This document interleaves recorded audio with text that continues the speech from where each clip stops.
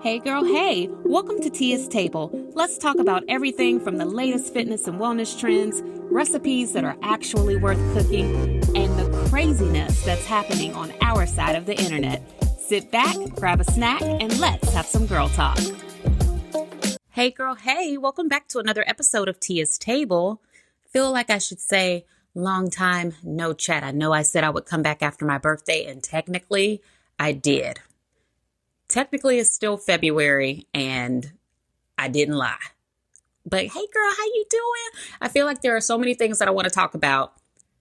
But before we get into all of the things, are you following our Instagram page, Tia's Table Podcast? That's where I share all of the food stuff and some of the images from the things we talk about here on the podcast. So if I mention a cookbook or anything that I'm using or I found or I think is cool, that is the place where you can go to find them. I'm also posting again regularly on Tia V Fitness, the fitness page. I'm sharing my workouts over there. But if you would like to see more of the food and like the things that I'm eating and all that extra stuff, that is on the Tia's Table podcast page. And I feel like that is a lot to say, and maybe I should have merged those pages, but girl, it's too late now.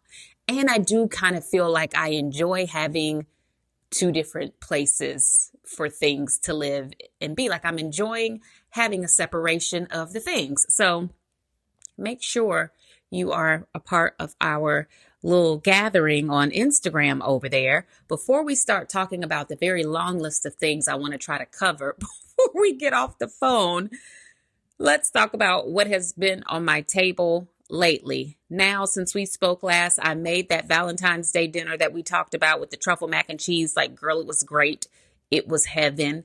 It was to die for. If you have ever come across a truffle mac and cheese recipe, I highly recommend that you make it. Now, the one that I made was, of course, by the Barefoot Contessa, because you know I'm making all of her stuff right now. It had mushrooms in it, which I was kind of on the fence about, but you soak the mushrooms in wine, you cook them, they are so full of flavor. It was so robust, the way the cheeses all came together. It was a very quick and easy thing to make, which I love that. And it was a huge hit with my family for Valentine's Day. So that recipe, 10 out of 10, I highly recommend. I will, however, like to throw out there that when you make that mac and cheese, you probably will not be able to make that with anything that also has really big flavor. I mean, you can, girl, but it's going to be a lot going on your plate. So enjoy that if you ever come across the recipe or maybe one similar to it. Now, I have since made Ina's whole roasted chicken. There is a reel for that on Instagram and TikTok where you can see how that recipe came together. It was super easy to do, very quick to do. I did it on a school night, and that lets you know everything you need to know about it, okay? I was a little skeptical of the cook time because she was like, oh, you cook it for an hour and 30 minutes on 425. And I was like, ooh, but Ina, this chicken is kind of large. It's not small. But girl, we going to see what it's going to do. Because I know one thing, if I cut into that chicken or this man cuts into that chicken and that chicken is still somewhat raw on the inside, I will never hear the end of it. I will never hear the end of it. But no, she knows her stuff, that Barefoot Contessa. I cooked that chicken on 425 for exactly 1 hour and 30 minutes. And when I took it out the oven, I let it sit. Now, she recommends you cover it in foil to let it sit. But girl, I didn't do that. I was not wasting the foil. Like, are you kidding me? So I just let it sit out on top of the stove for maybe, I don't know, like 15 minutes. And then we cut into it and I served dinner and it was delicious. I added Brussels sprouts to the bottom of the roasting pan with the fennel and the onions and the carrots. 10 out of 10. My children loved it. Loved that chicken so much so that when I told them we were having it for leftovers the next day, they were actually excited about it for one, which rarely ever happens. But then for two, they were like, oh yeah, girl, like this chicken would make a good salad. And so we had salads with that chicken last night, actually. Very impressed with that recipe. More so the fact that it cooked in 1 hour and 30 minutes. And while it was cooking, I was able to like get on my bike, do a bike ride. And I just felt like that was a good use of time. Now, tonight, let's keep our fingers crossed. I'm supposed to be making Ina's baked rigatoni lamb ragu. I chose that recipe because I basically have half of the ingredients already. So I'm only looking at buying like a box of pasta, some lamb, some more fennel. That lady loves her some fennel.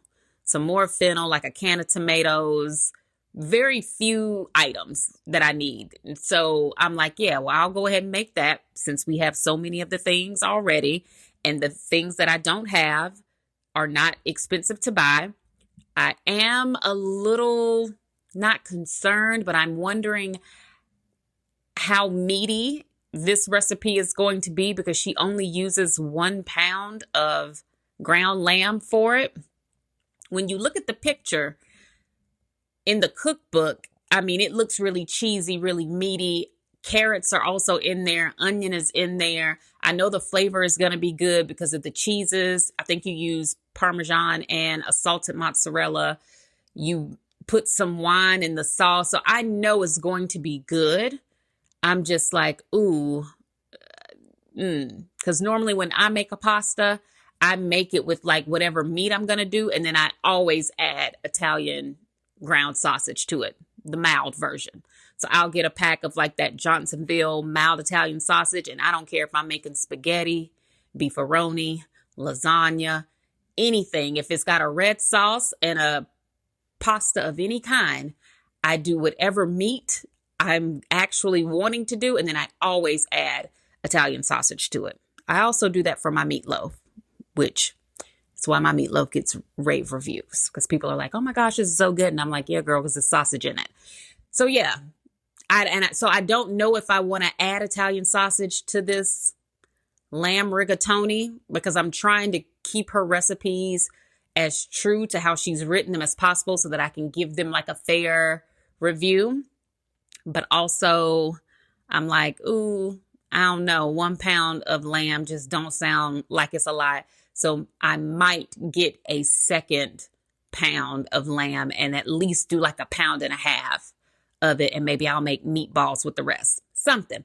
I don't know, girl. We gonna figure it out. But that's what I'm making today. So stay tuned for the review and hopefully the reel on that. I've been trying my best to document these recipes to the best of my ability. But sometimes, girl, by the time all of that is happening, number one, I'm probably tired. And number two, like my day has probably gone left at that point. But I have also been trying to cook during the day so that I can do it while I'm still in somewhat of an enjoyable state of mind. So there's that. This week, I'm incorporating beets into my meals. So like this morning, I had an omelet that was made with the leafy greens that come with beets. Well, because, you chop the leafy greens off. But I cooked them, I sauteed them. Then I just cracked eggs on top, swished it around, made an omelet. It was so good. And, that keeps you from wasting the leafy greens that come with it. It was so good. I'm going to be adding beets to my lunch today. Only 3 beets came in the bunch that I did. And initially I was going to make a beet salad. But then when the beets came out of the oven, I chopped them up. I chopped up half of one to put in the salad that I was making for myself last night. And they were so good that I was just like, ooh, Tia, we could either go ahead and chop the rest of this up, add some red onion to it, quite possibly a little bit of feta cheese, and make a vinaigrette and toss it. Or you can just leave them as they are and add them to your plates all throughout the week so that the flavors match what you actually got going on in that moment. And so I chose to do that instead because I do love beets. I feel like they take on the flavor of whatever you're eating very well. So like today when I make my salad for lunch, I'll put some more beets in that salad. Tonight when we have that pasta, I'll have my pasta and I'll put a couple little beets on the side, girl. Beets are good for you. So I want to use all of them. And if I get down to that last beet and I feel like now I'm running out of meals, because at some point I know we'll probably go out to eat and I don't want the beets to go bad, I'll either start having them in the morning with my eggs so that I make sure I eat them all, or I'll use that last one to go ahead and make the actual beet salad. And if I do that, I'll make sure that I share it. I'm trying to put superfoods, like just shock my system with all of the superfoods, because I have been very low on energy lately. And even though I feel like I eat well, I feel like somewhere something must be a little deficient, because I have been dragging. To that point, though, my doctor was like, ooh, you're probably tired because, like, girl, you've been through a lot. And now that your body is actually like done for the most part healing, now your body is probably just tired because it just got finished doing a lot of work. And I didn't think about it that way, or really think about that at all, that could be like a real thing. And I feel it. Like, I feel that my energy is like super low, especially by the time we make it to the end of the day. I think it's a combination of that and the fact that my husband gets up so early in the morning and it wakes me up and it breaks my sleep.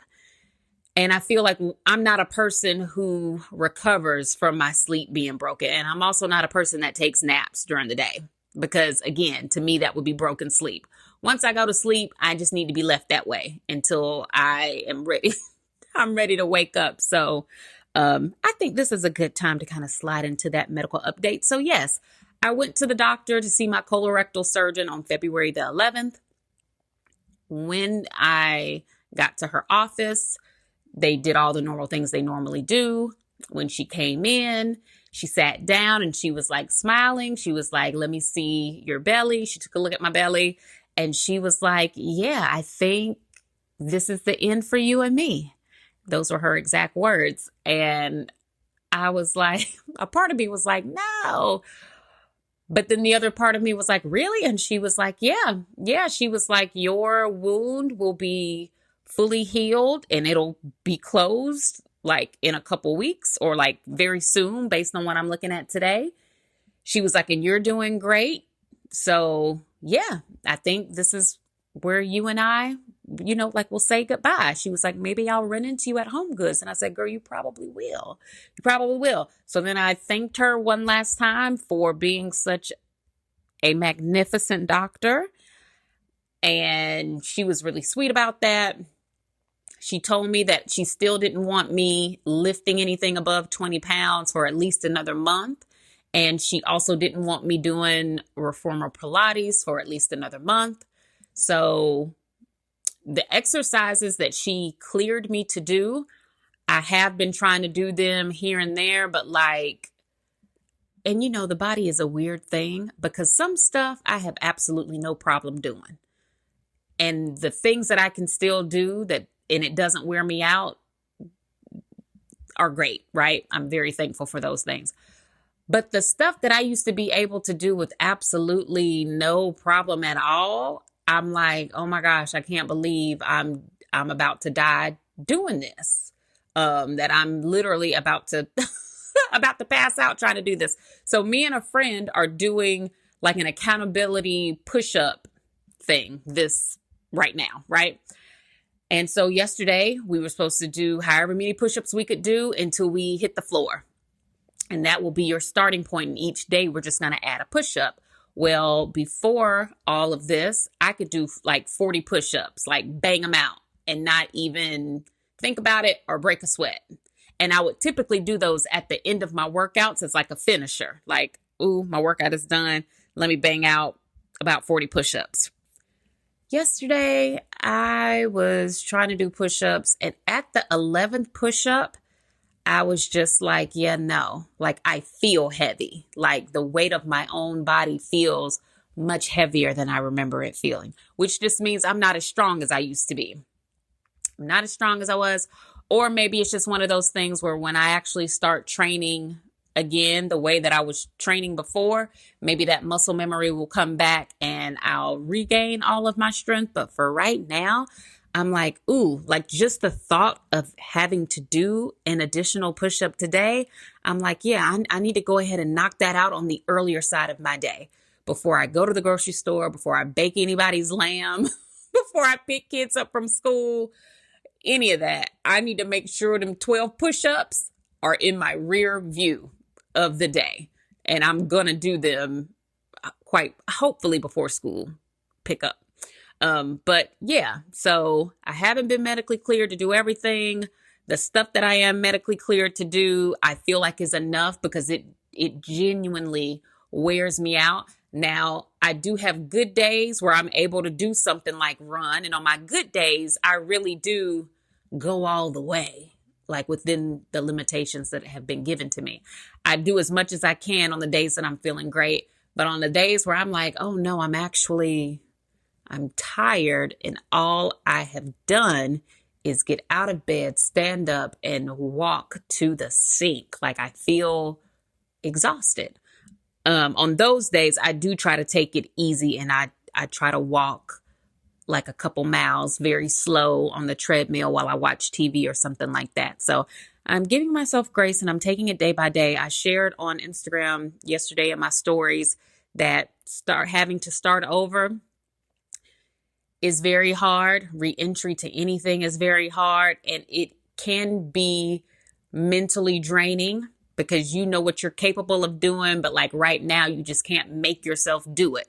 Like it's just not coming to you as easy as it was. And in a lot of ways, it doesn't make me sad, but it does make me almost slightly very angry. And I'm not a person that normally is very quick to anger. Like I don't get angry often or mad very often, but yeah, like as I have been trying to get myself back into my old schedule and my own routine of like doing things that I used to be able to do very easily, it has started to make me like very upset that I'm like, yeah, like girl, you really might be dealing with the impact of this whole thing, possibly for a full year, because it's going to take me time to rebuild all that strength and stamina. Like I know it's not going to happen overnight.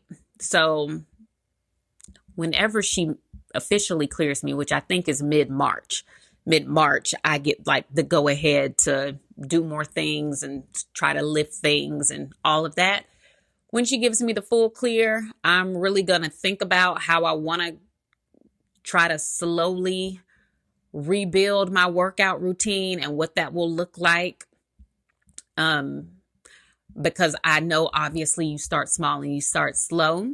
So, I just want to make sure I have a routine that I'm happy with, because part of being consistent when you're working out is actually liking what you're doing. And these are all the things I used to preach all the time. And I just want people to know that I actually practice what I preach. So when I'm able to do all of the things, I'm going to just start off by doing things that I actually like to do, that I simply enjoy, just to get myself in the habit of being active in a more intense way. And then we will just build from there. I don't even think my Pilates membership opens back up until April. I think my agreement with them has me basically getting billed again for that membership in April. So I still have some time to, get my body warmed up and in some type of shape to be able to endure a class. But girl, I got to be honest with you. One of the bright spots that has come throughout this whole time is the fact that I haven't been spending money on anything. And we have already talked about that. I haven't been spending money on nothing, nada. All of that money that I used to spend has been sitting right back in this house. And so right now, if I had to be honest, my spirit does feel some kind of way about paying that Pilates membership again.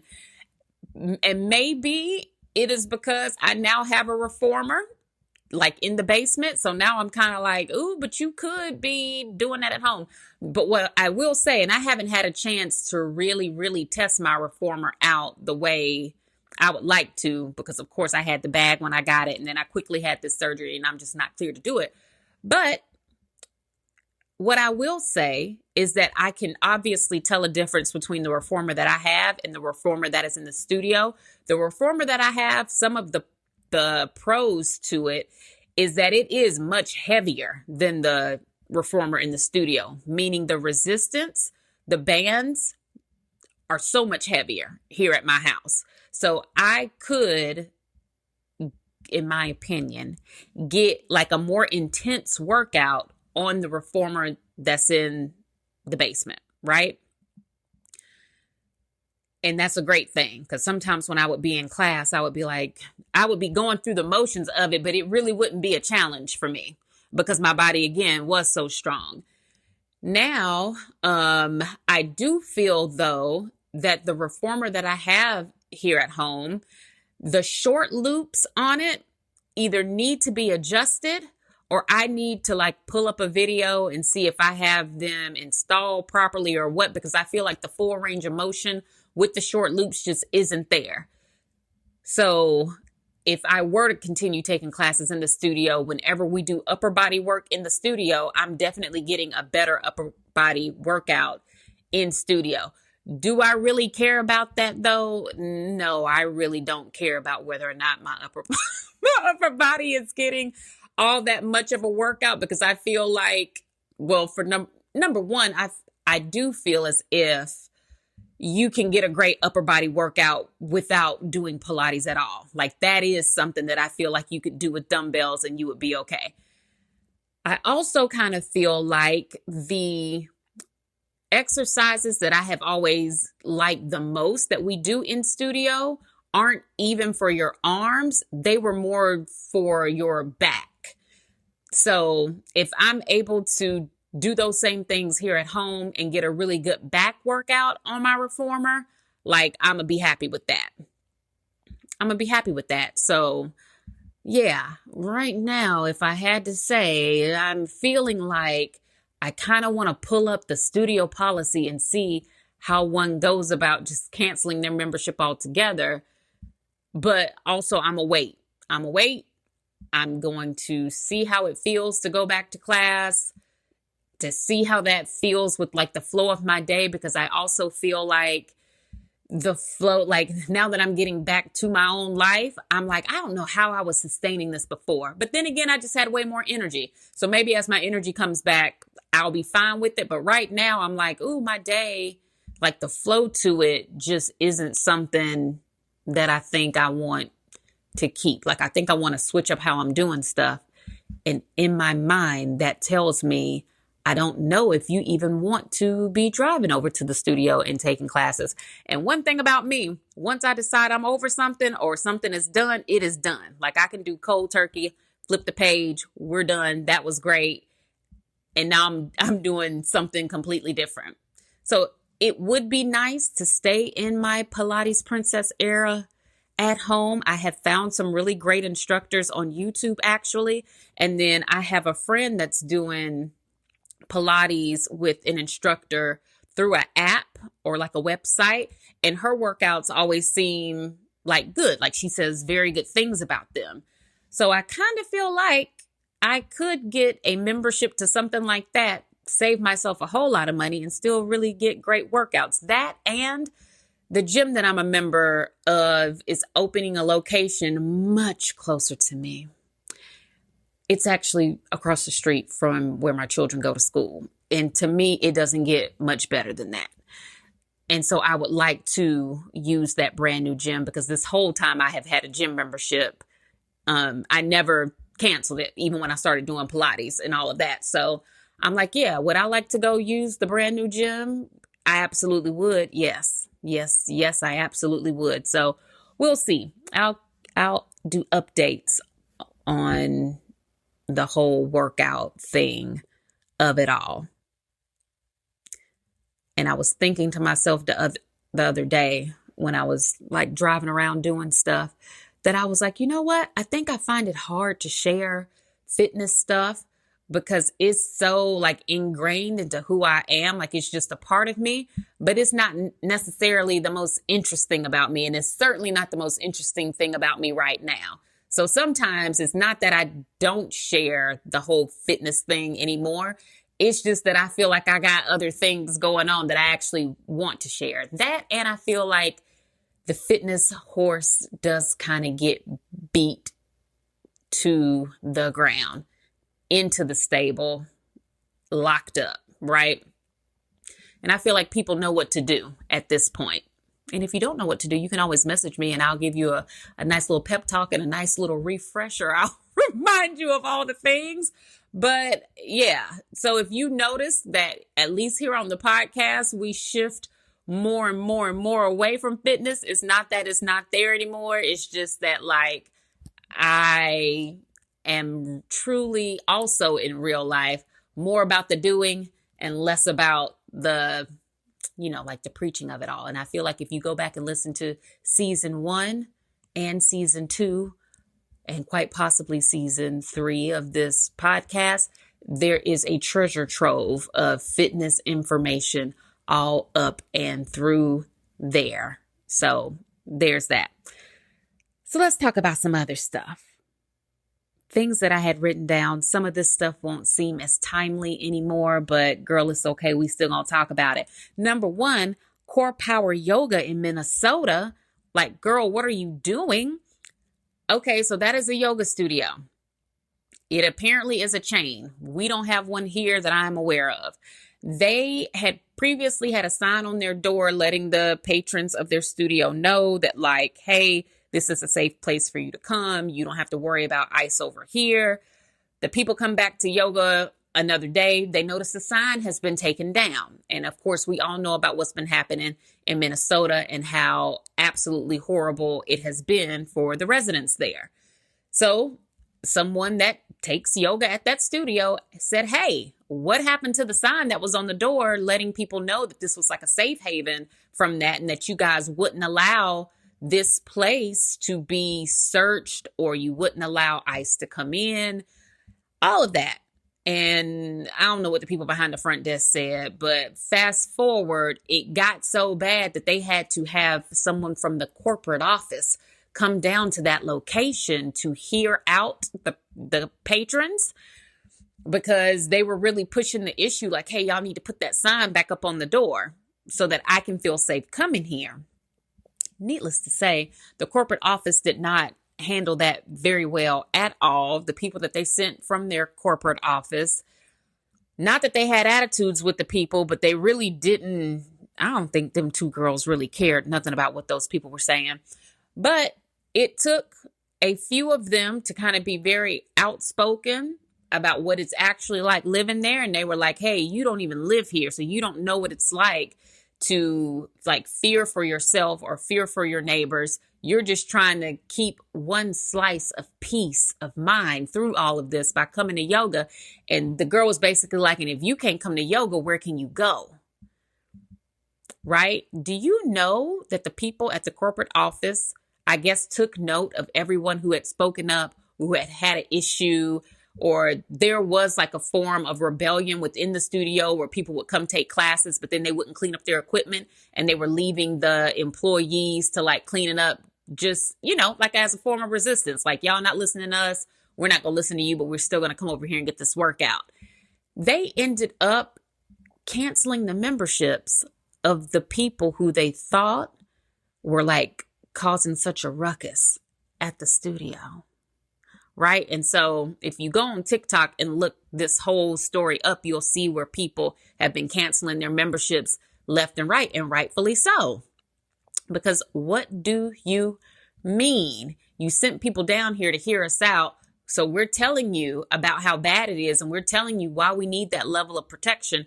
And instead of you protecting us, the people who are paying you, like you have a corporation because you take our money every month, you're just kind of going to be like, okay, well, yeah, actually, if you have a problem with us being okay with ICE, we'll just cancel your membership. Like, we don't even need your money that bad. And I feel like a lot of companies, a lot of people are definitely in the find out side of the FAFO. I feel like a lot of them are, and a lot of them don't like what they're finding out, which, I have no feelings about that. I have no feelings about that whatsoever, because if you can take my money, then that means you can also listen to what I have to say about something. And you can also have a grown-up conversation about solutions that are real, that are actionable, and that keep people safe.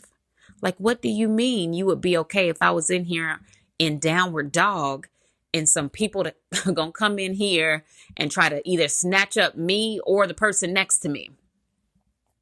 What are you even talking about? So I hope that business burns to the ground. I hope they have to go bankrupt. And I hope everyone that's sitting at the top on the board, the CEO, everybody over at Core Power Yoga, I hope they stub their toes on coffee tables every single day for the rest of their life. I hope every time you go to the dentist for a cleaning, they find multiple fillings and you have to get them all done all at the same time and they shoot you up with the really big needles. I hope that every time you order a coffee somewhere that a little bit of that hot coffee gets spilled on you and it tinges your skin just a little bit. I hope that every time you eat something with the red sauce that it gets on your clothes and you can't get it out. I hope that someone spills red wine on your white carpet or on your marble countertop, because I know that's probably more realistic for y'all. I hope it stains and I hope you can't get it out, and I hope you're forced to replace the whole slab. I do. I wish nothing good for you, because what do you even mean? People are just trying to do yoga. They're just trying to do yoga and they're just trying to stay safe while doing so. They didn't come in there to fight or to have to wrestle or tussle with nobody on behalf of themselves or quite possibly the person next to them. Hope that business burns to the ground. Switching vibes really quickly, because by now we probably all have seen America's Next Top Model documentary on Netflix. And if you remember a couple months ago, I told y'all about the podcast, The Curse of America's Next Top Model. So as I was watching the documentary, a lot of that stuff didn't shock me or surprise me because I had heard it through the podcast already. I was just wondering how Tyra was going to respond to a lot of the allegations that have been out there about her, basically about how she didn't care about any of those girls and she was really just out to make a great show. The show really wasn't even designed to help catapult anybody into model superstardom, at all. Very few of them continued to work after that. And I know everyone knows about Yaya. She's a great actress. She's been on a lot of things. People know about Eva Marcel. I think a lot of people know about Eva from Real Housewives of Atlanta, but I've seen her acting in some other things. I can't think of a title of anything she's been in other than the Real Housewives of Atlanta. But, Eva has been in stuff pretty consistently since America's Next Top Model. Now, some of the models that I recognize when I'm looking at things have been working, but maybe not in the way that they had hoped, seeing as how, the show made it seem like they would get all this exposure. And one of the models in particular wasn't a part of this documentary, but Eugenia. She was one of the very beautiful models, and I don't know what season Eugenia was on, but I see her when I'm flipping through magazines or if I'm online. She does a lot of catalog work. Danielle, the model that had the Gap, I see her every now and again when I'm looking at things. I really wish that her career had taken off because out of all of them, I feel like she did have the most potential. She had the whole model look about her. So, yeah. Kenya, which is a model that was featured in the documentary, she was beautiful back then. She's even more stunning now. She also talks about how she really wasn't able to get any work. And they all say they weren't able to get work because they had been on that show. Back then, they weren't turning reality TV stars into bona fide superstars. They weren't giving them careers in entertainment or whatever just because they had been featured on a reality TV show. Now, when you watch the documentary, a lot will probably stick out to you, and a lot of it is awful. And I'm not going to go through all of the stuff that gets covered in the documentary because I don't want to spoil it for you if you haven't had a chance to watch it yet.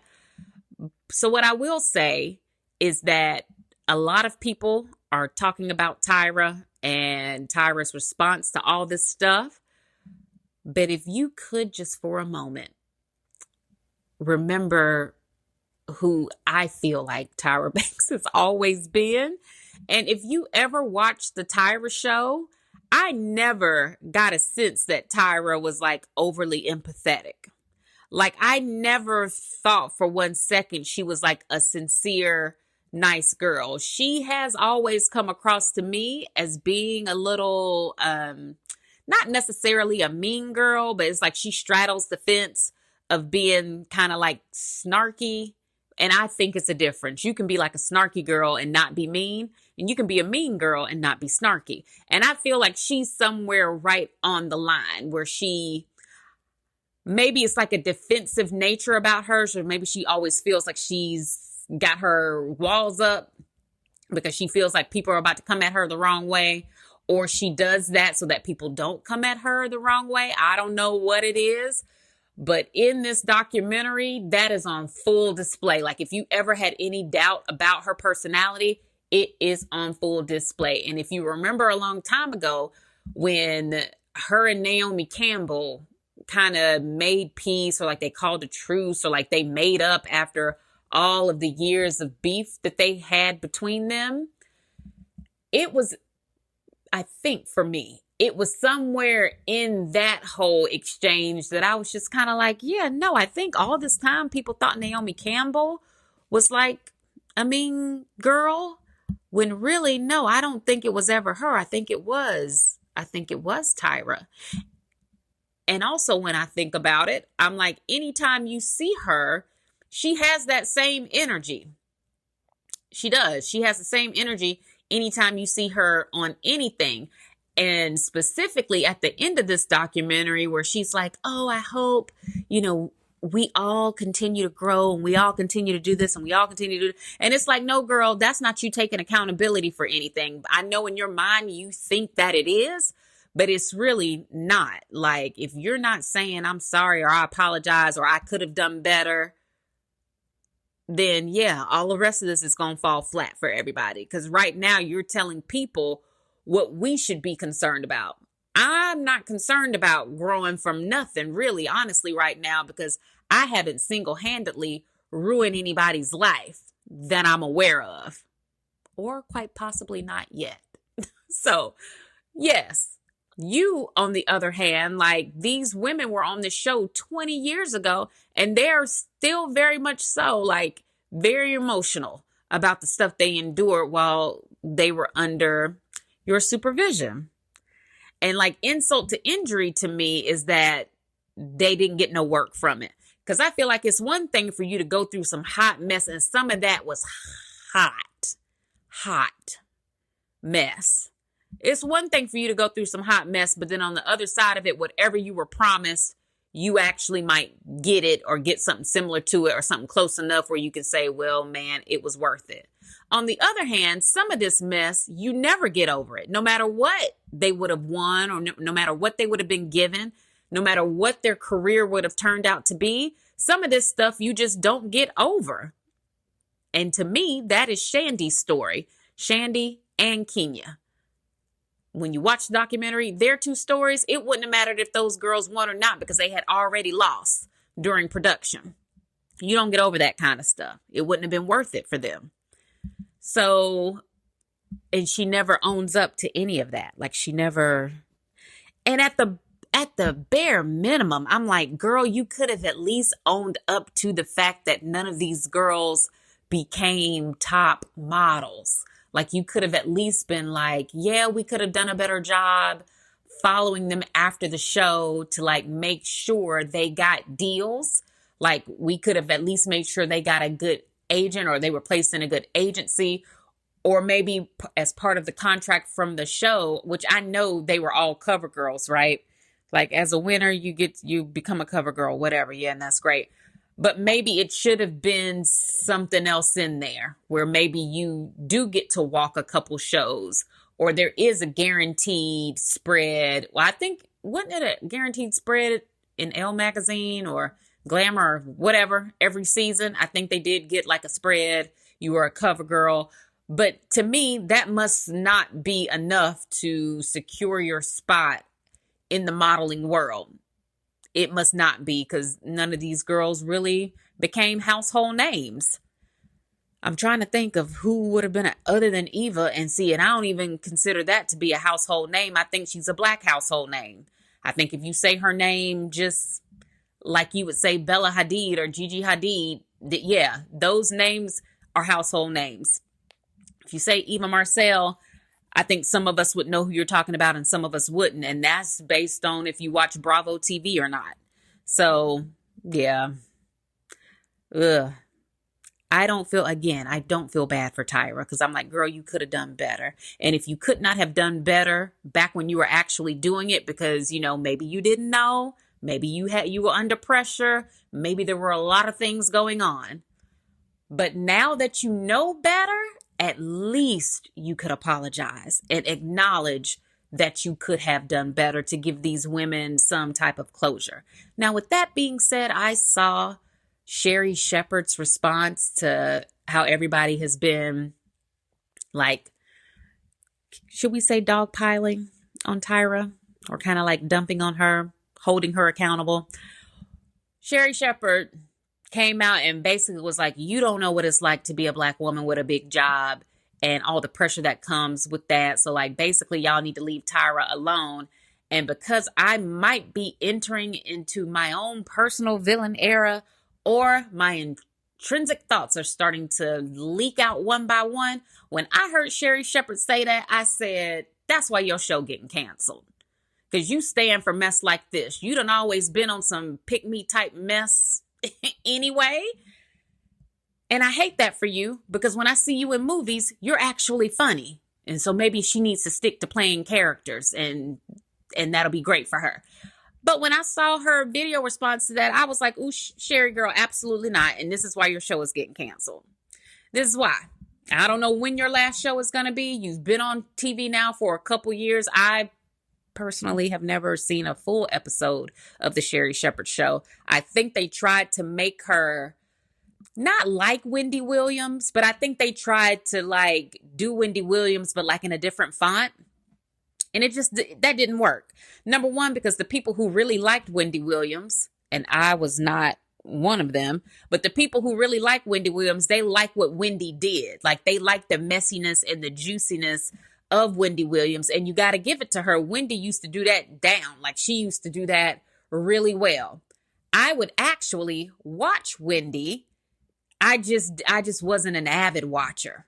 But for what Wendy did it, and she did it well. And Wendy was very natural, and she was entertaining, and you kind of loved it, because you knew Wendy really felt the way that she did about these topics and the people that she was talking about. And what I did like about Wendy is that she would talk about them people, and then when those people would make it onto her show, Wendy would stand 10 toes down on whatever she had already previously said about them. So at least Wendy was like woman enough to say that mess, not behind your back, but she would say it when you wasn't there, and she would say it when you sat down on her couch, and she would still ask you about stuff and kind of like call you to the carpet about stuff. So you got to give it to you. You got to celebrate that part of it. And I think they tried to do that with Sherri, and it just didn't work out, because I don't know if we were getting, or if y'all, because I didn't watch, I only saw the clips on the internet. I don't know if y'all were getting authentic Sherri, because Sherri is actually really funny, like naturally funny, when you see her not in that production. And I can't think of a movie right now that she was in. Well, I mean, I can, but I can't think of the names of them. But when you see her, she's funny. Oh, okay. She used to be on the Jamie Foxx show. If you go back, she played one of Fancy's friends. And on that show, she is really funny. Like, just naturally very funny. And I feel like that did not come across on her show. But then again, Sherri was on The View. And so maybe all of that training, or all of that went into being on The View for so long, maybe she brought some of that over to her own show. And maybe she should have left it at the View. Maybe she should have made her own show a little bit more lively, which is really neither here nor there, because if you're going to stand beside someone like Tyra, who knows that someone was raped during the production of her show, and she doesn't take accountability for it, and you're going to say, y'all cut her some slack because it's very hard to be a Black woman in entertainment, I'm going to say to you that, yeah, maybe entertainment is not for you and you need to go find something else to do. You need to go find something else to do so you can keep paying that man that you married his alimony check or his child support one. I don't know. And I don't even know if she's still having to do that. All of this is alleged. I don't think it is, though, because I remember in real time when it was happening and her and that man broke up and she ended up having to pay him something. I just can't remember if it was for that baby or if it was just pure alimony. So, see, you don't even make good decisions, which is why people shouldn't be listening to any advice you have to give about cutting nobody no slack about nothing, especially not this. Some woman's life was literally ruined during a time where she was very young, very impressionable, and she felt like she was in a safe space because of who was at the top of that production. That didn't end up being the case for that lady, and she is due an apology from somebody. So yeah, I'm tossing Sherri Shepherd out with Tyra and the baby with the bath water. All of them can go. Now, there's another version of this America's Next Top Model documentary, behind the scenes, true Hollywood story type situation coming on the E! Network in a few weeks. So I guess when that airs, all of us can reconvene and see what new tea gets spilled, because I think they have some of the models that weren't featured in the Netflix doc. So we'll get to hear more stories. And this is why people always should try to operate from a good place. Like, we should all try to just do the right thing the first time, all the time, and not be so pressed about what is on the other side of doing extra. Because some of that stuff, looking back on it, even though it might have made for entertaining television, it was just extra. Looking and still see, and I can say that I was a fan of America's Next Top Model, watched it when it came on TV, used to plan my break at work around it. So me and the librarians at the medical school that I worked at in college at the time, we could go sit down in front of the TV with our dinners and watch it. And then we would spend the rest of the shift talking about it. So it's okay for you to have been a fan of that show and now look back at some of those episodes and be like, I know they didn't have them girls doing a photo shoot centered around eating disorders. Like, I know nobody thought that was a good idea. Like, that's not entertainment. That's not funny. They're not even giving any information out about those disorders and how to prevent them or how to get help and recover from. Y'all ain't doing none of that. You're literally just making a mockery of it. I don't know, girl. Watch the documentary so you can work up a mad like me, and then you message me about it and let me know which parts pissed you off the most. Because that's what I plan to do again when the one comes out in a couple weeks on the E! Network. Now, in other hot mess news, by now we have also seen or heard about the BAFTA Awards. And let me just say this. I understand that the man that had the tick, I understand that he has Tourette's. And I understand from what people say that sometimes when you have Tourette's, you will holler out some foolish mess that is disrespectful or just outright bad and wrong. That is what the people on the internet are saying. I just don't understand that if you are ticking, it has started for you, and so you might be shouting out all kinds of things. I just don't understand word selection. I don't understand why that particular word is the word that surfaced during your tick. And even if you could not control it, or you feel like like, oh, I would never say that if I wasn't ticking. Well, then say that. Get on somebody's platform, social media platform, and say, like, oh my gosh, that's not a word that I would ever say, but blah, blah, blah, blah, blah. We're not going to believe you anyway. Like, we're still going to say, yeah, right. Or at least I know I would. I would still be like, man, whatever. But at least you did get up here and try to clear your name. The fact that that man has not tried to clear his name lets me know that subconsciously he was thinking, look at them niggas up there. That's what he was thinking. But because he has Tourette's, though, again, those thoughts you might have in your mind, oh, baby, yours don't get to stay in there. Because maybe if you feel them strongly enough or whatever, your body just automatically spits them out, which you can't control that. But maybe you can control what you are thinking subconsciously. I mean, I don't know.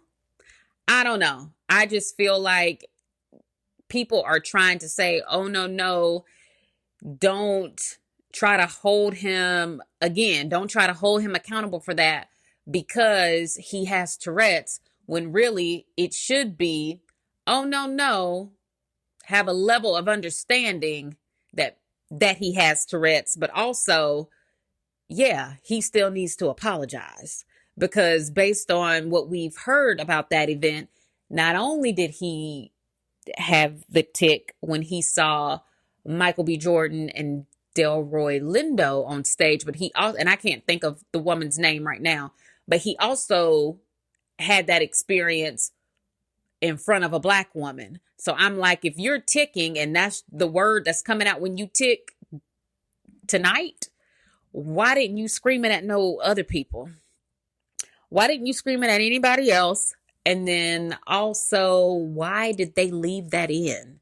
Like, if you had a choice for that to appear on television and for it not to appear on television, why did you allow that to be broadcasted out to the world when you very well could have left that on the cutting room floor? And so, not that I'm taking up for him at all, but that if that was me, I would be saying to them, BAFTAs, why did y'all air that? Y'all know I got Tourette's. You know, it's quite possible that I didn't even mean that. So now I got beef with y'all because y'all didn't edit that out. So many different ways to look at that situation. None of them are good. Everyone is owed an apology. And I really hate that because Sinners is such a hugely successful film and it has meant so much to so many people. Its impact was felt not only in the Black community, but I think it gave people who are not Black an opportunity to see like really good original Black filmmaking on a scientific level, because Ryan Coogler also taught us so much about film with it. For that to happen with some of the biggest stars from the film on stage, and for it to happen on a night where Ryan Coogler won a BAFTA, where,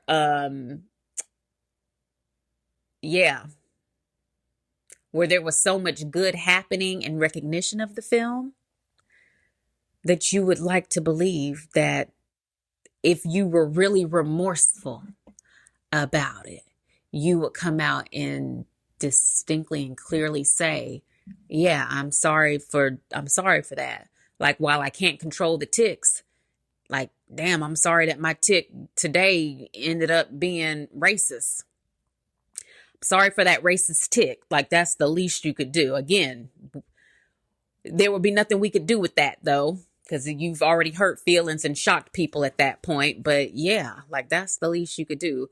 People are trash. And I feel like the more I become a little bit more seasoned as a woman, the older I get, the more observant I become, I just really realize that at the core of who most people are, and even though I chuckle, I don't find it funny.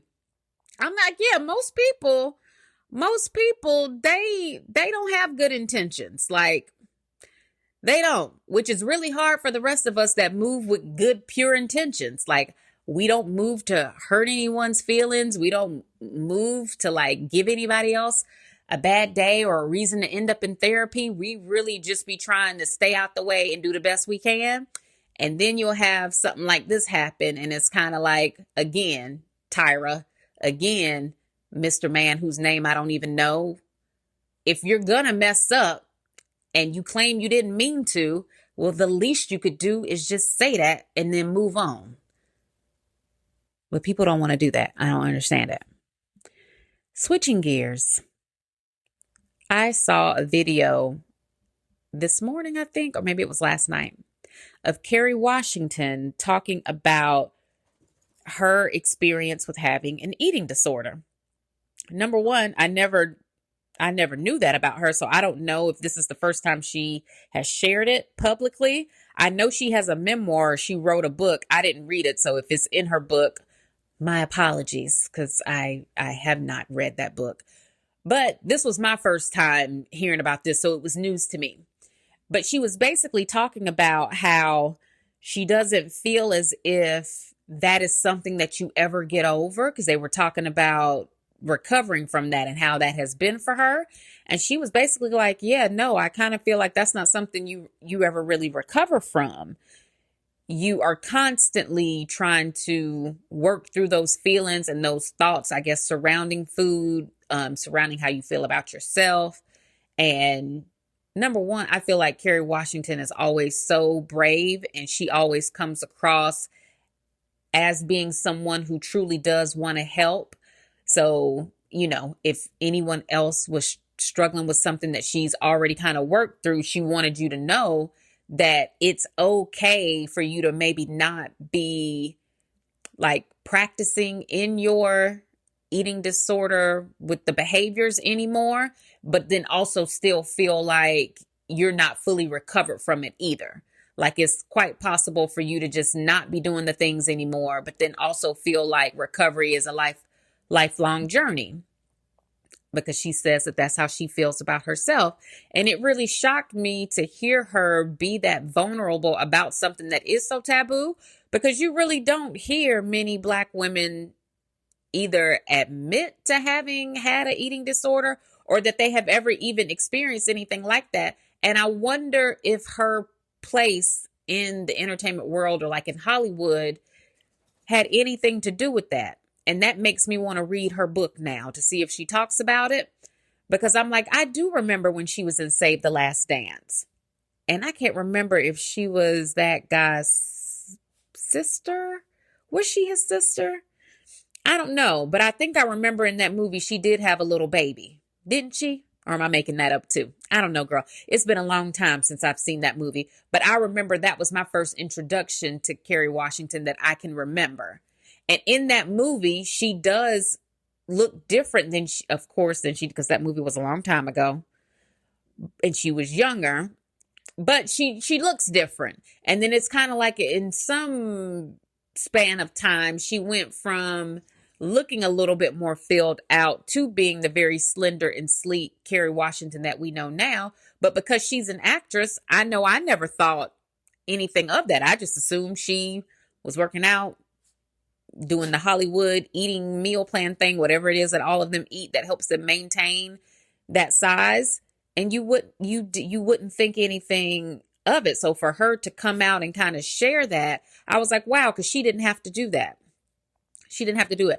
And if I can find the link to the video, I'll post it in a story at some point. Once I feel like people have had a chance to hear this episode, I'll share it somewhere so that people can see it, because she really does speak from such a true and heartfelt place about her own experience. And I think it will give people a bit of peace if they should happen to be going through a similar situation. So kudos to her. I feel like she's always doing like all the right things. I love her. Some other things that I have seen that I would also like for you to take the time to watch when and if you have the time. The Burbs. It's on the Peacock app. Keke Palmer is the star, and it follows her husband, and their little baby as they try to get settled into her husband's hometown. It is somewhat of a murder mystery. Now, I just started this last night. It is somewhat of a murder mystery. It's somewhat of like a whodunit or who's doing it or like what are they even doing. But she's funny and I feel like she's a good actress and she carries that show really well. And she's Kiki, so it's also kind of like quirky and silly, but it's also an enjoyable watch. And I think people might like it. So give that a shot when you have some time. I am also watching Love is Blind, this new season that is in Ohio. And right now, the couples have moved in with one another. They are meeting families and friends and all of that stuff. There is one couple in particular that has already broken up on the show. He broke up with her because he said he was used to women who work out and do Pilates, right? Now, the man that said this has the nerve to be about as tall as my fourth grader, who is tall for the fourth grade. This man is fully grown. The woman that he said this to is a doctor, a whole doctor. And on top of that, she is very beautiful, like very beautiful woman. And she is a doctor. When they did the home visits where they go see how the other person is living, that woman had a beautiful home. She has dogs. So like she, like she's a pet owner. She has dogs. But her home was like immaculate. Like it was so well put together. She's really doing a good job with like the interior design. If the design of her home says anything about like her and like her personality, oh, I love it. And I would be here for it. You can tell that lady likes to have a good time. You can tell she likes to have a good time. And you can tell that she is very either like world traveled or she's very eclectic. Like she's got some good things going on there. And also, she is a doctor. Like, lest you forget, she is a doctor. So what I would like to believe happened with Chris, because this is Chris and Jessica, if you're watching the show or if you haven't started watching it yet. When they went to visit Chris's house, Jessica was like, oh, this is cute. This is nice. Like, yay, go Chris. When they got to Jessica's house and it was a whole single family home with all of that space to stretch, do, and have people over, have people spend the night. Because I think she even said like she bought the house that she did because she wants her family, like her siblings, friends, like whoever to be able to come and like stay with her for holidays and like things like that. So that's why she chose the house that she did.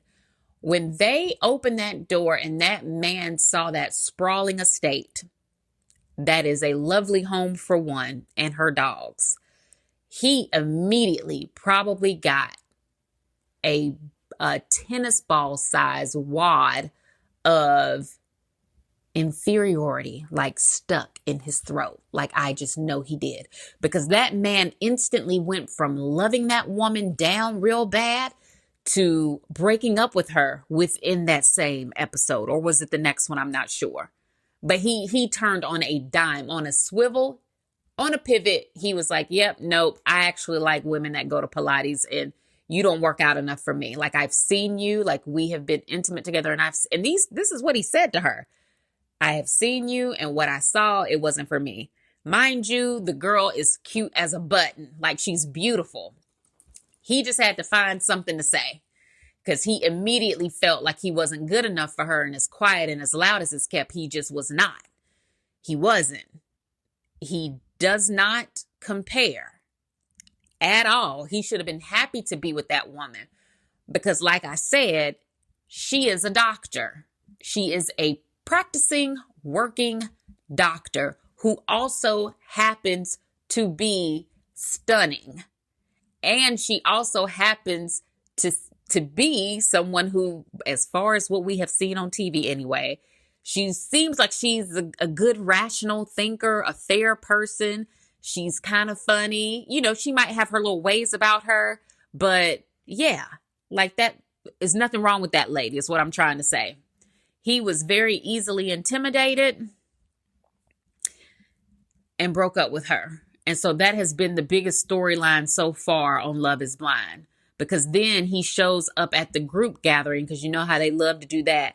And then they bring in people who didn't get engaged. And I don't know why they do that, but they bring in some of the other singles from the show so that everybody can see what these other people look like. And that always is so messy and it causes so much drama. But they bring in these other people. They're at that event. He's super drunk and he's walking around telling everybody about how much he really just didn't like her. When really, I'm like, nah, it's not that you didn't like her. You saw how that lady was living and knew you couldn't do it. You knew you couldn't do it. And because she already lives a very good life and you could tell that she does not need a man to like guide her and take her nowhere, but maybe through the mattress, you were intimidated, and so you broke up with her because you want to be with somebody who you can control, or like who you think you can mold, or who you think you can dominate. And you're not going to be able to dominate Dr. Jessica. You're not going to be able to dominate her because she's smart. She's a doctor who also happens to be very beautiful. Okay? Who also happens to be a beautiful woman. And so you already knew what time it was. Jessica, I know she was sad on the show, but I hope that by now she either one is in a new relationship with somebody else, or number two has come to the place where she realizes that, yeah, I might not necessarily like everything about being single, because that is a real thing too. I might not like everything about it, but every day I wake up, I look like this, and we know looks aren't everything, but girl, it definitely helps. I look like this and I'm a doctor. Because if Jessica had some real friends, that's what they would be telling her. And I think some of the girls did tell her that at that event. Like, girl, like you're stunning. Oh yeah, one of the girls did tell him, actually, you're never going to find another beautiful doctor. I think her name was Ashley. Yes, one of the girls did say that to him. Like, boy, first of all, look at you. That's one. And then two, you're never going to be able to find somebody else like her. She's actually a very beautiful doctor. So good luck with that. That show is a mess. And every season I say I'm not going to watch it because at the end, when they do the reunions are so bad that it kind of makes the whole season fall flat because you never get all of your questions answered. They really need to hire Nina Parker to start doing those reunions. But because I think Vanessa Lachey likes being on TV in some capacity, I think it's always going to be her and Nick, and they just don't do a good job with doing reunions. You can host the show and you can help guide them through the show without doing the reunion, I think. And I think the audience would be fine with that, because at this point, we just want someone who knows how to do a real interview and who can get up there and say, do you ever think you're going to be able to find another beautiful doctor like that since you broke up with this one? Because you said she didn't do Pilates. When do you ever think someone with your height, that washed out hair color, and that bad skin, when do you think you're ever going to find another beautiful doctor that will be willing to take a chance on you? My friend, I think you will not. You won't. And so there's that. You know, I saw a meme the other day that said something like I'm happily married, but I hate men. And I could not have resonated with something more, because one thing I'm going to do is I'm going to ride for the girls every time. I'm going to ride for the girls every time. And watching that show makes you want to just scream at your TV like, girl, you're better off. Like, why are you even up here? Where are your friends in real life that should have told you, girl, you don't ever need to go on no show like that. You just need to wait it out. Like, just wait it out. And whoever is meant to be in your life will come into your life. But you in particular, you don't need to go on nothing like that. Where are those friends? I don't know. Maybe Dr. Jessica doesn't have them. Where is Nancy Guthrie? Where is she? Because now we have Savannah Guthrie online saying that they are now offering a $1 million reward for her mother. Also in that video, she says that they have already come to terms with the fact that their mother might not be alive anymore. Like, a lot was said in that video. And the one takeaway for me is, so the reward wasn't always $1 million. Like, and then a friend sent me a clip or story or something this morning, because she and I have been following this and chatting about it. They advised the family in the beginning not to do a reward because they said that that would somehow mess up the infrastructure of the investigation or whatever quality tips they may have been able to get. Are you kidding me?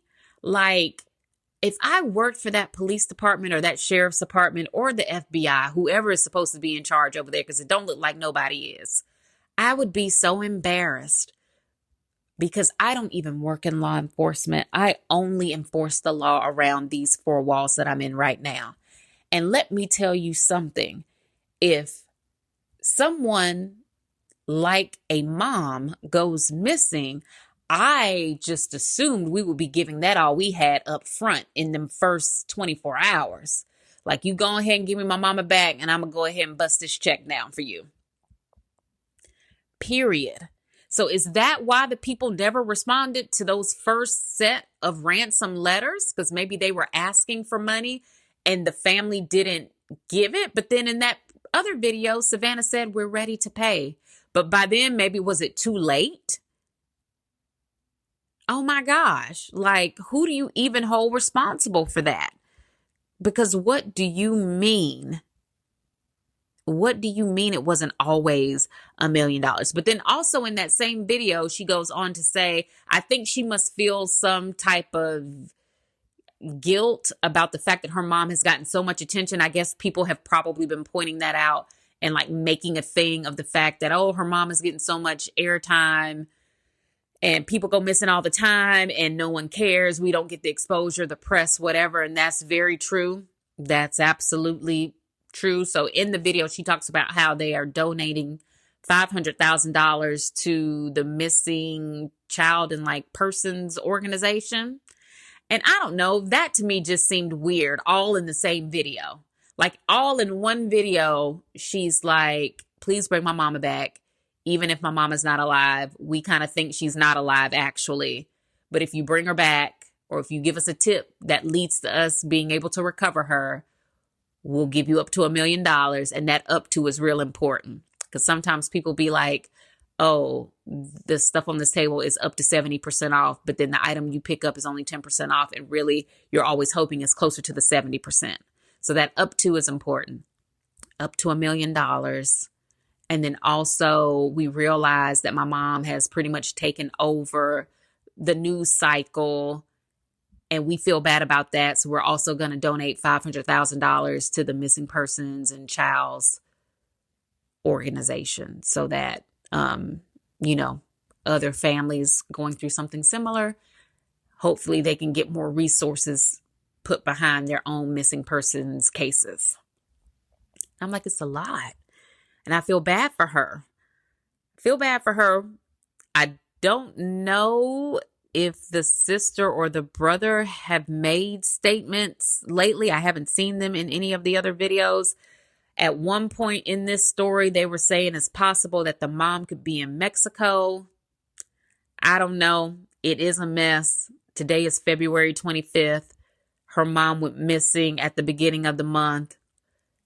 And it's just a bad story.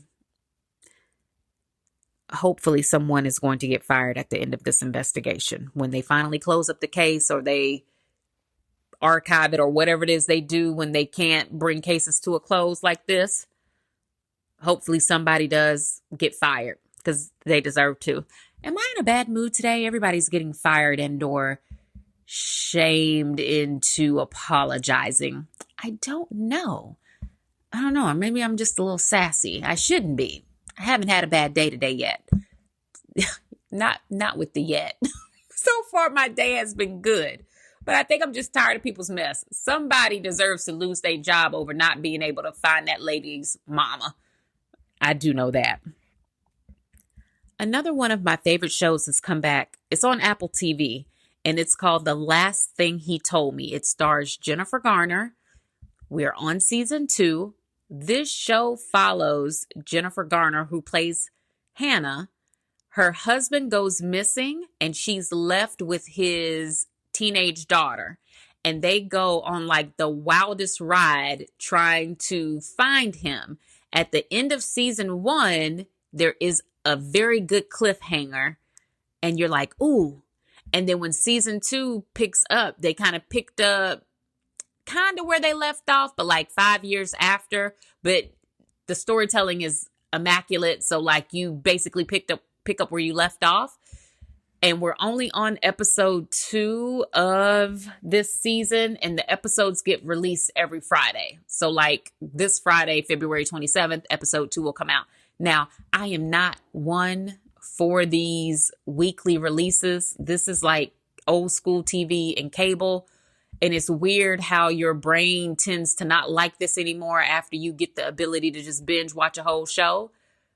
So you can either sit and wait so that you can binge it once the season is complete, or you can be like me and pop up there every Friday and watch Jennifer, who plays Hannah, and her stepdaughter Bailey go through this very crazy experience of trying to relocate themselves with her long lost husband and this girl's daddy. Because in the meantime of them trying to get with him or be with him or even just ensure their own safety, so many things are happening. And it's like, dang, girl, a girl just wants to have a regular day. You know what I'm saying? At the end of it all, we just want to have regular lives. We just want to have a regular day, and we are tired of running. I'm tired of a high-speed chase. I just want one day to go by where nobody's hunting me down. I'm not having to do too much, and I can just chill. These two girls don't get that. Every episode is going to take you for a ride, and I love it. They're so smart, and they're so strong, and the story is just so good that hopefully this show gets at least 5 seasons. Like, I could watch this. Yeah, I could watch this for at least another 3 seasons before I think they start running out of a storyline. The shows that come on Apple TV are so good, by the way. Most of them end up being very good. There was a show on here that I was watching. Oh, The Morning Show. And see, this is a good example. The Morning Show is a show that started out very, very good. And then somewhere along the way, it just started being a little, I don't know, a little too redundant for me. And I felt like every episode I was watching the same stuff happen, but just in a different way. And I never did finish season 4, but I need to. I need to go back and watch the last couple of episodes of that last season, because I'm pretty sure that show is coming back. And then there's another show coming out on Apple TV that Kerry Washington, as a matter of fact, is in. And they've been playing the trailer for it at the beginning of some of these shows. I don't know. I'm flipping through my TV now. I don't know how to pull up like the new shows that are coming out on here. Oh, I think I just figured out how to do it. No, I think these shows are actually on TV right now.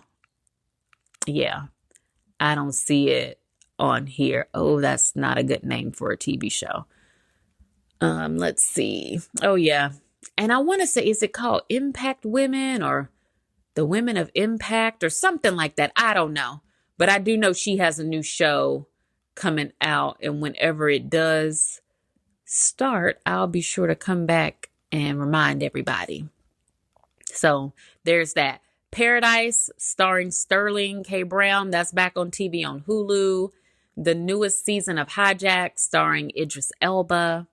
One of my personal faves. That's back on Apple TV. That show is really good. Yeah, no, and I'm not going to be able to find the show. Oh, nope, here it is. It's called Imperfect Women. The show with Kerry Washington. It's called Imperfect Women. It starts on March 18th. That show, the description says, after a murder shatters the lives of 3 best friends, their decades-long bond is tested when an investigation reveals betrayals and shocking truths. I'll be seated for that because I love me some Kerry Washington. And I love a good show that's got friendship dynamics, but that's also wrapped up in a little bit of a thriller murder mystery. And homeboy from what's that Broadway show that all of y'all was really into? The one where they was rapping and singing? Oh, Hamilton.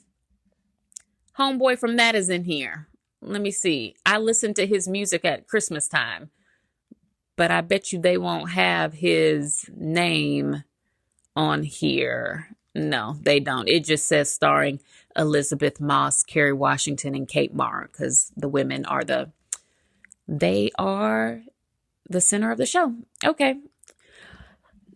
Oh, one more thing before we go, because I do plan on watching this and I don't care. I don't care because I know it's not the best television, but I have not watched this show in years. And when I say years, I don't think I've seen this show since Portia did all that messy stuff to Candy. I think that was where I drew the line and I was like, yeah, no, I'm not doing this anymore. Let me tell you, a friend of mine sent that new trailer for The Real Housewives of Atlanta to me yesterday via text. And the whole time I'm watching the trailer, my jaw is on the floor. Because what do you mean? You said Portia done been with every Nigerian in Atlanta. What do you mean you should have bought all of the cars that lady had that got repossessed? Why is Pinky, the vegan burger lady, now on The Real Housewives of Atlanta? I can only assume it's for the check, but still, girl, I didn't know she was like that, because you got to be kind of messy outwardly to be on that show. Now, it's one thing to be messy, but like you keep it to yourself, like no one knows you're messy. You're that sneaky kind of messy where only you know you're messy. It's another thing to be on this show and your messy is on full display. And I didn't know Pinky was like that. I didn't know. Now, I have eaten at Slutty Vegan before. I have also dined at her bar that used to be in Ponce City Market upstairs, the one that had the good cocktails, but the food wasn't that great. I have also, not accidentally, but she and I sat next to each other at, what is the name of that breakfast place over here in College Park. What is the name of it? Something with the brothers. What is the name of it? What is the name of it? Somebody in Atlanta is shouting it at me, and I have to pull it up because their food is good. What is the name of the place, y'all? And on the tip of my tongue is Breakfast at Barney's, but it's not Breakfast at Barney's. That's like all the way in the city. No. I have to look it up. It's in College Park. Come on. And then she had a slutty vegan restaurant like up the street from that place. The Breakfast Boys. Oh my gosh, it was going to drive me crazy. Let me tell you, the chicken and waffles at the Breakfast Boys is some of the best food you're ever going to eat. And I don't even like chicken and waffles like that. But because I had eaten at that restaurant so many times and I had tried so many of their other things and I had not tried the chicken and waffles yet, I was like, you know what? Let me go ahead and try the chicken and waffles because I've eaten everything else off this menu. And when I mean to tell you it was good, it was incredible. Like if I think about it, I can still taste that chicken in like on my taste buds. Outstanding food. But yeah, the last time I ate, no, not the last time, the time before last that I ate there, if you ever eaten there, you know that place is tiny and they put them tables like you shoulder to shoulder. She was at my left shoulder, eating in there with some man who I'm assuming must be either her partner or somebody, because I think that is the man that I saw in either the trailer that was sent to me or the pictures that we ended up looking at. I can't remember. But yeah, I can't believe she's on that show. Like I haven't been able to really move past that thought since it was brought to my attention yesterday. And I guess because, you know, some people you think about in a certain way, and I had always taken her as like a super serious, like businesswoman who was like making her way in the vegan restaurant world. And I thought that was so cool that she offered vegan options, you know. And then you hear about her opening up restaurants like all up and down the East Coast. So I just really nothing about her gave Real Housewives of Atlanta to me. And that's no shade, no tea, no lemonade, none of that. It is just that I just did not see her as a Real Housewife of Atlanta, because you know how they get on that show. Like, nothing is off the table. Ooh. But I gotta say, that trailer really blew me away. And I think they are bringing Nene back. Nene was not in the trailer, but I love me some Nene. Bling, bling. I love me some Nene. I love her one-liners. I think she is so funny. And because we have not seen Nene on TV in a very long time, I would love to see her and see how she's doing, you know, post Greg and like post all of the things of Nene looks great. And I think I'm going to tune in, you guys. Like, ooh, I hate to even say that out loud, but I think I'm going to tune in. And I think I'm going to actually make snacks and like make it a thing and watch it, because why are you on that show? But it's Pinky. Is that lady's name Pinky? Yeah, hopefully so. Miss Slutty Vegan, she's on there. Portia, Phaedra, supposedly Nene, but she wasn't in the trailer, but they had announced that she's coming back. Who else did I recognize on there? The girl from the game who they put on that show a few seasons ago, whose name I can't think of in this moment. I don't know if she's a peach holder or if she's just a friend to the show. She's on there. Somebody who looked like Summer Walker was on there, but I don't think that's Summer Walker. And if it is, I apologize, but there was some other lady whose name I don't know. And who else was on there? Oh, of course, Portia's friend, the girl that's married to that really rich man. But I don't know if she holds a peach or if she's a friend to the show. Like, I don't know enough about it because I haven't been following it in a long time to see. But we see Portia dating. They really didn't show much about Phaedra on there, so I don't know what Phaedra's storyline is. Yeah, what could Phaedra's storyline possibly be in 2026? I know nothing about what's going on in her life other than I would assume she's still an attorney. I guess I don't know if she's still practicing law. I know she's got those kids. I know we all know who her ex-husband is. He's not in jail anymore, so maybe it'll show them co-parenting. I don't know. I just know that trailer was good. And that trailer impressed me enough to make me think like, oh yeah, girl, we're about to like start sitting down and watching this again, because they actually look like they'll be funny and entertaining now. So yes, I think that's it. I think that's everything I had for today. I'm about to change and either go down here and work out, or I'm going to go to Publix and grocery shop to make the stuff, or to get the stuff that I need to make this, what are we calling this? I don't know. It's not a casserole, but to make this lamb ragu, this baked rigatoni. And then, yeah, it'll be time for school pickup. My husband is away for work. Not really away. I mean, like, he'll be back later on tonight, but like the whole afternoon is on me. And can I just say, hopefully this is a safe space. Before all of the big to-do, I used to do all of this stuff as a party of one, okay? Like, as a party of one, I did the mornings, I did the afternoons, I did it all. And this is just me being very transparent, when all of the big to-do happened to me, and of course, he had to start doing it all as a party of one. And when he had to start doing it all as a party of one, girl, he came to me and was like, girl, I don't know how you was ever doing all of this as a party of one.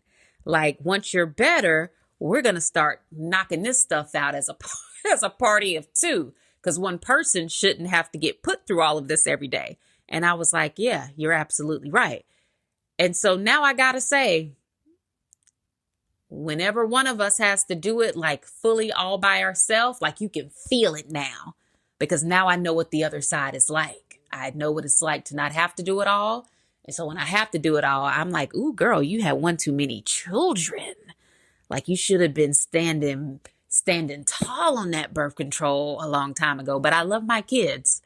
I love my children, all three of them. They are the joys of my life. But also, if they could make it so that certain grades, like if you have children that are far enough apart where they're all at different schools, they should find some way to accommodate you. And I say that jokingly, like I should be receiving something for the fact that I have 3 kids at 3 different schools every day in the morning and in the afternoon. Like, what do you even mean? Why does middle school not end until 4 o'clock? What is up with that? Like, why? Why is that? Somebody help me understand. Because right now I don't get it. And I feel like it throws my whole day off. But anyway, girl, let me go. Let me get my little self together, get over to Publix, get the stuff I need, make it back home. And then I have to decide if I'm going to go ahead and cook now and work out later, or if I should work out now and then cook the food after the children are home. And I think everyone knows the answer to that question. Thank you for listening today. Thank you for listening always. Remember, when you're out, compliment a woman, say something nice to her, make her day, make her smile, bring her a little bit of joy. Don't compete, don't compare, don't complain. What God has for you is for you, and never knock another woman's hustle. I will talk to you again real soon, girl. Love you. Bye.